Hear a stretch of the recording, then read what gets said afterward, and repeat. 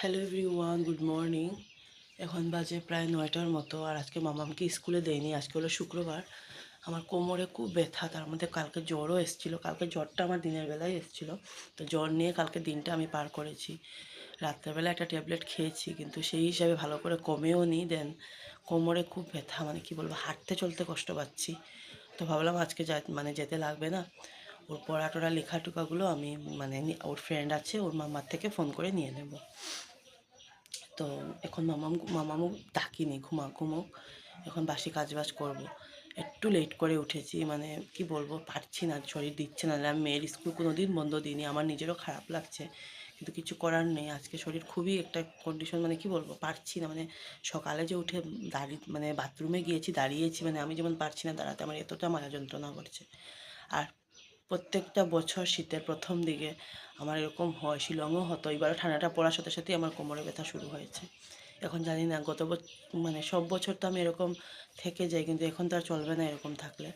তো কী করবো, কী করে এটাকে বলে, ওষুধ আজকে আমি ট্যাবলেট আনতে হবে, বা আজকে যদি না বেরোই কালকে ওরা আনতে হবে, বসলে তো চলবে না। তো আজকের ভিডিওটা এখান থেকে শুরু করলাম। ভিডিওটা প্লিজ তোমরা স্কিপ করে দেখো। সকাল থেকে আমার ব্লগ করা হয় না, কারণ যেহেতু শিলংয়ে কিন্তু আমি সকাল থেকে অনেক করেছি, তোমরা দেখেছো আমার সকালের রুটিনগুলো। এখানে এসে করতে পারি না, সকালে মামামের স্কুল থেকে একা হাতে সব কিছু সামলানো। ওখানে থাকলে যেমন অমিতকে বলতাম, যখন মামাম ছোট ছিল, ওকে একটু রেডি করে দাও বা কিছু, আমাকে বেরোতে তো হতো না, কারণ ঘরের সময় ওর টিফিনটা রেডি করতাম, ওর খাওয়া, দেন মেয়ের টিফিন, মেয়ের ইয়ে করা হতো। কিন্তু এখানে আমার সকালেরগুলো জানো তো, সকালে বন্ধুরা অনেক হুটোপাটা করে আমি রেডি হই, রেডি হই বলছি, কাজবাজ সব সারি, তার জন্য সকালটা শেয়ার করা হয় না। তো আজকে ভাবলাম ঘরেই যখন আছি, আর আমার না ব্লগ করলে না আমার মনটা ভালো লাগে, তার জন্য আমার যখন মনটা খারাপ হয় আমি ব্লগ করি, ভিডিও করি। একটা থাকে না, যেমন সবার একটা সব কিছুই আলাদা আলাদা। আমি যেমন এটার মধ্যে একটা আর কি ইয়ে হয়ে থাকি আর কি, যেমন একটা ইয়েতে থাকি যে না, ভিডিও করতে হবে, এটার ভিডিও ওইটার ভিডিও। হ্যাঁ, তো দেখো এখন ব্রাশ করে নিচ্ছি, আর মামাম এখনও ঘুমোচ্ছে, আমিও ডাকিনি, থাকো ঘুমোক। তো এই বছর এটা আমি তো জানোই, তোমরা জবিসটাই আমি ইউজ করি, তো এটা হলো জবিসের ময়েশ্চারাইজার।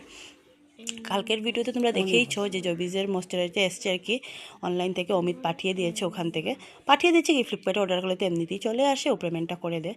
দেন এই যে এখন আর চলে এসেছি ঠাকুর জায়গাতে। আমি যেহেতু সব মর্নিংয়ে আর ঠাকুরকে আর কি ইয়ে করি না, খাওয়া দিই না আর কি, সেবা দিই না বলে এটা দেওয়া হয় না। আর এখন এই থালাটা দেখো পরে মেজে নেব, এখন জাস্ট ইয়েগুলো আর কি, যেগুলো আর কি ছাইগুলো থাকে ধূপকাঠির, ওগুলো ফেলে দিচ্ছি। এখন আর সকাল সকাল মাজি না, অল্প পরে ঠাকুর বাসনগুলো মাজবো, এরকম করে দিয়ে আসি। হ্যাঁ, ইচ্ছে আছে যে পরের দিকেও সকালেও ইয়েটা দেওয়া, সকালে দিতে হয়, কিন্তু আমার তো ভাই একার হাতে এতটা সম্ভব হবে না। মেয়ে অল্প আরও বড় হোক, মেয়ের সব কিছু কাজ মেয়ে নিজে হাতে যখন করতে পারবে, আশা করি আমি তখন পারবো। কারণ নিজেকে তো ওরকমভাবে করতে হবে, একদিন দেবো দুদিন দেবো না, এটা হবে না, দিলে তো সব দিনের নিয়ম একটা করলে কিন্তু মেনে চলতে হয়। যেমন সকাল সকাল ঠাকুর জাগাতে হয়, আমি জাগাই, যেরকমই করি না কেন জাগাই। আমি যখন শিলংয়ে যাই তখন কিন্তু আমার এটা কিন্তু সত্যি কথা, আমি যে এবছর যে সামার ভ্যাকেশনে গিয়েছিলাম, আমার ঠাকুর কিছু পাক না হয় ধুনাবাতি পেয়েছে, ধূপকাঠি আমার দিদা জ্বালিয়ে দিত দরজা খুলে, এরকম আর কি। আমি এরকম নাহলে তো একদম এরকম থাকবে, শিলংয়ে তো থাকতো, সময়ে মানুষের থাকে না। তো এই যে পুজো দেওয়া, এখন করে ঠাকুর জাগিয়ে চলে আসলাম, মামামকে ব্রেড আর একটু জ্যাম দিলাম, কারণ আজকে মেয়ে তো সকালে স্কুল থাকলে দুধ খাওয়া হয় না, ঘরে যখন আছে একটু চেষ্টা করে দেয়, সবসময় তো এক রুটিন ভালো লাগে না না। আর দেখো এখানে নিচে হলো মামামের মেরিগোল্ড বিস্কুট, উপর হলো আমার বেকারির বিস্কুট। আমি যেহেতু মেরিগোল্ড বিস্কুটটা পছন্দ করি না, কি খাই না যে একদম বলবো না, ঘরে যেটা আসে সেটাই তো খাবো না কেন, কিন্তু বেকারি বিস্কুটটা একটু বেশি পছন্দ করি, আনি যখন থাকে না তখন খাই।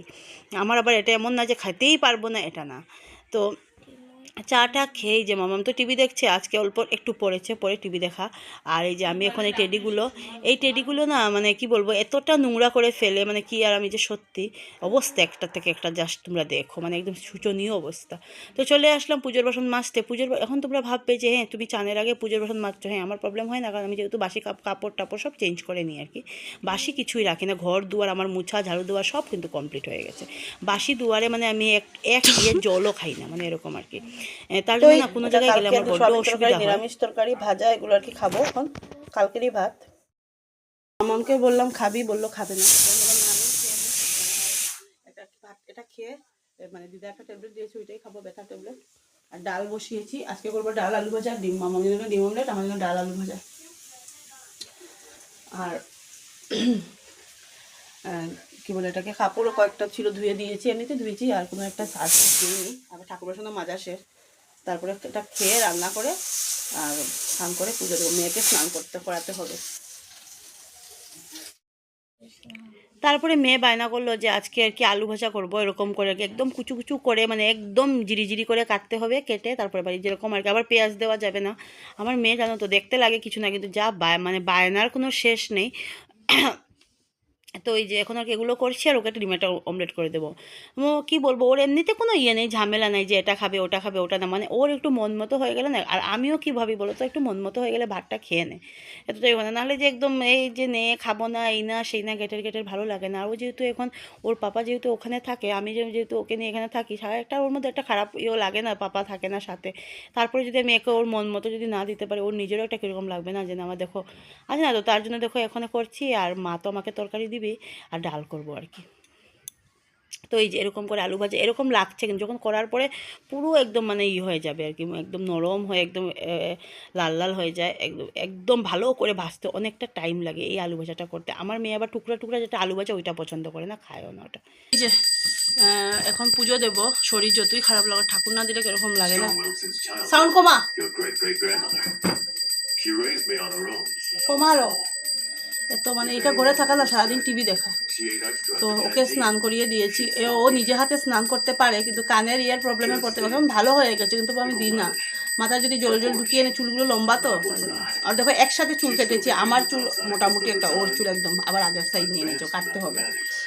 আর পুজো দিতে বসলাম, বাকি দূষণ তো মেজে নিয়েছি, পুজো দেবো। আর 2টো বাজেনি এখনও, 20 মিনিট বোধহয়, 20 না 15 মিনিটের মতো বাকি, লেট হয়ে গেছে।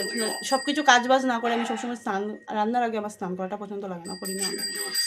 হ্যাঁ এতটা আর্জেন্ট বললে করি, কিন্তু সবসময় ওটা ভালো লাগে না। আবার বিকালে একদম কীরকম লাগে, আর 2বার তো করতে পারিও না, শরীরের এই কন্ডিশন আমার।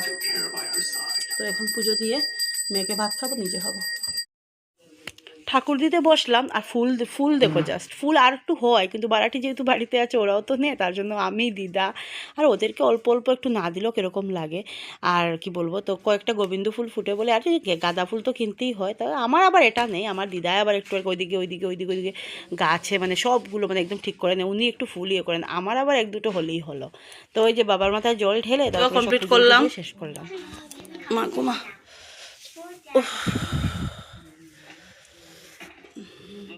অল্প টাইম পুজো দিয়েছি, কোমর যেমন ছিঁড়ে যাচ্ছে ব্যথায়, কী বলবো, ঠান্ডা চলে এসছে এই শুরু।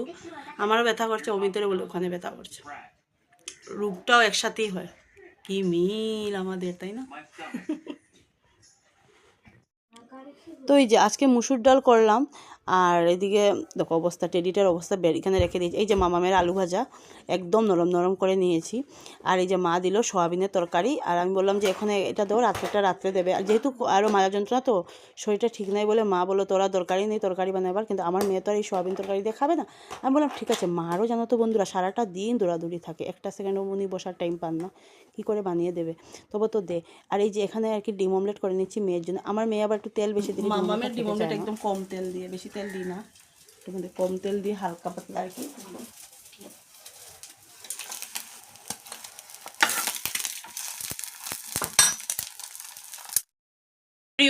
এখন বাজে 6টার উপরে হয়ে গেছে। তো এই যে চা বসিয়ে দিয়েছি, চা না মামামের জন্য মিল্ক দিলাম, আর এখন চা করব। আর মা আজকে মামা আজকে 6টার সময় চলে এসছে, কারণ মামামের আজকে মিসের ওখানে আর কি ম্যাথসের এক্সাম ছিল, মানে টিউশন মিসের ওখানে।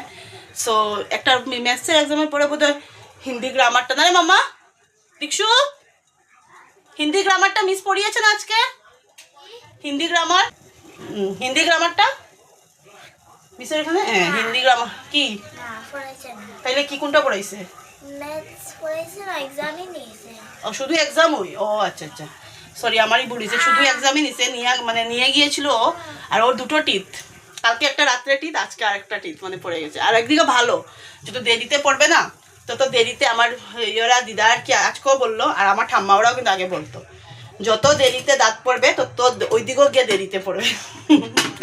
বুড়া হলেও মানে, আমার তো দাঁতের কথা বলছি, আমার এদিকে একটা থাকে না, আমাদের 2টো গাইল দাঁত থাকে, সবারই থাকে, আশা করি সবাই বুঝতেই পারছো গাইল দাঁত কোনটা, এদিকে একটা থাকে।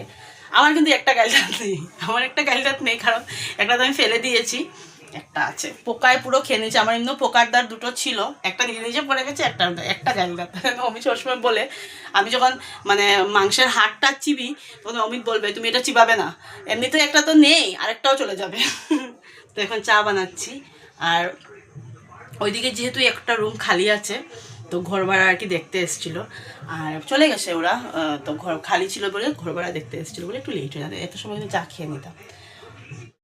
বসিয়ে দিয়েছি, মেয়েকে দুধও দিয়ে দিয়েছি এখন, আর অল্প একটু আলু ভাজা আছে, জানি না রাত্রে কি করবো।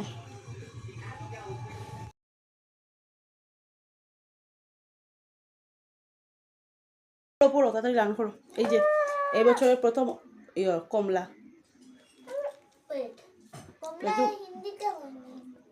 কালকে ইয়ে করে মানে আমি আনিনি, মা নিয়ে এসছে। আর অরেঞ্জ, আর হিন্দিতে কি বলে এটাকে? কমলা। না না, কমলা বলে না, আরও কিছু বলে। চুপ থাক। তো ওই যে ঠাকুরকে দিলাম, কারণ ঠাকুর প্রথম ফল তো, বছরের প্রথম ফল ঠাকুরকে না দিয়ে তো খাওয়া যাবে না, তার জন্য মানে টকটাও খাওয়া যায়, এটা টক মিষ্টি আছে না, ওরকম খুব টেস্ট লাগে।